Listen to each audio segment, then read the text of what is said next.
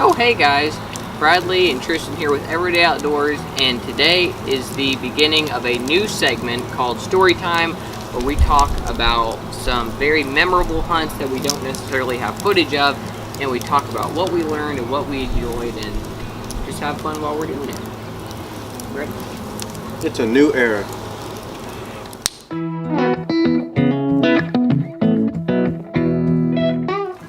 Okay, so my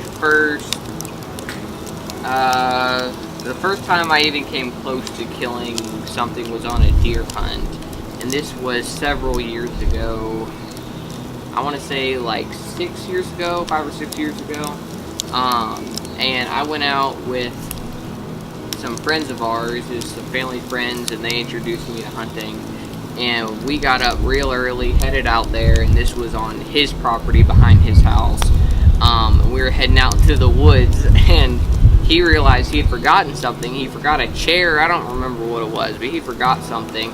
So he's like, all right, you just stay right here. And we were halfway to the blind. He's like, all right, you just stay here. I'll be right back. So there I am, sitting there in the woods, barely light enough to see, and You're alone. Alone in the dark woods. It was cold, and I was scared. No, I wasn't real scared. You were scared. No, I wasn't. I wasn't scared. I thought it was kind of neat. So he got back, and we headed to the blind, and like right off the bat, we had deer all over the place, and this doe came out and was like, I want to say like 50 yards. So this doe comes out, and I get my gun up, and I'm holding it, and I shoot, and this deer just drops, just falls, but its legs are kind of kicking, and I'm like, I wonder if I should shoot again, but I wasn't real sure. So I didn't do anything, and the deer got back up and took off, and we just decided to hang out and wait in the blind for a couple more hours because we weren't real sure about the shot. And so it's pretty neat because we ended up having like a 2-point buck walk up to the blind like a foot away. We could have reached out and touched his face, and that was really cool. So we headed back to the house, and then headed back to the woods where I shot that deer at, and started following the blood trail. And there was blood, and there was even some flesh and some meat and hair on the ground. And we looked and looked, but we never actually found the deer. And is what we guessed is I just kind of skimmed it, I grazed it, I hit it on like the spine or the back, and it kind of paralyzed it for a second there, which is why its legs were kicking. But then once it got its bearings, it jumped up, took off, and probably lived forever. We never found it. So that was my first time. I went deer hunting before that, but this was my first time actually seeing and getting to shoot something. I think I'd been twice before that and not even seen anything. So yeah. I don't think that deer's gonna have. Why not? I think old Kyle got him. Said he went. So let's take a quick break here and talk about our sponsors. So Backwoods Grind just got us a discount code. I forgot to tell you about this. It's Everyday Outdoors 10, I think. I'll put it up on the screen. We get 10% now? Jeez. So be sure to go buy some Backwoods Grind. Goodness. Please go use our discount code. We greatly appreciate it. And then Hunter's Kloak, we don't have a discount code anymore. It's kind of a bummer. But you can go get the Hunter's Kloak Gen 2 Mister with Citronella scent, keeps bugs away, and all of that will be linked down below, so y'all can go check it out. So that's all the sponsors we got? Oh, come on. Alright, now which story are you going to tell here? I'm going to go with the first time I killed a doe. So this had to be 2004, almost. I want to say I was 10 or 11 years old. I wonder if I was born yet. You're saying 2004, right? Yeah. I was born in 2001, so I guess I was around. So I was young. I might have even been under 10. And we had this guy that we were close family friends with.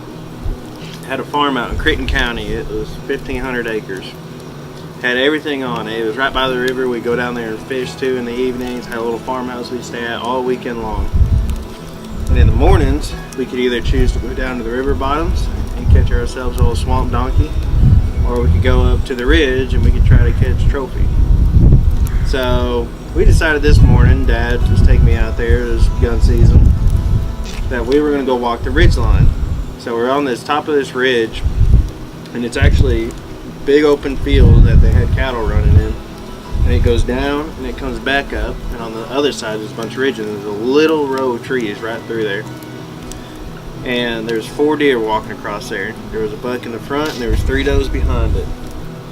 And Dad says it was probably 150, 200 yards shot. And I asked him if I could shoot the deer, and he said, if you want to try and shoot the deer, you can try. I said, okay. He said, just aim at the top of its back and that bullet will drop and it'll hit it right. So I said, okay. And I shot. And the first one I missed. Oh. I hit the tree that was like 100 yards in front of me. Say. The deer didn't really know what happened because we're in this holler and it just echoed throughout all the holler. And so I loaded up the second round and I sat there and I shot again. And I shot right over it this time. And then they really didn't know what happened, so they kind of scurried like 10 yards and then they stopped broadside. And I shot and I dropped her. Didn't even run. And I was like, yeah. Yeah. So I went up there. The best part of the story right here. One of the other guys were hunting up there the night before, and he shot a doe late evening, but he couldn't find it. So he's like, oh, okay, I know right where you guys are at. We come up there in my doe, and we had this awful smell. When we come to find out, his doe was laying about 10 yards down past my doe that I had shot mine, and he goes to gut his and save it, but he had gut shot it. Oh, he just left it. But yeah, so that was a really cool experience. You know, we drug the deer down. We all had a big festival night. We cooked some of the deer, cooked some of the fish that we caught the night before. Oh, that's pretty cool. You know, I mean, in the middle of nowhere is where this farm was. So at night, you could see a million stars, and there was not a sound except for the woods. Man. So it was a really, really cool experience that we got to have. Magical. Alright guys, thanks for watching. We hope that you guys enjoy this new segment. Be sure to comment down below with any thoughts you have. We'll keep making these because these are real fun. We enjoy making these.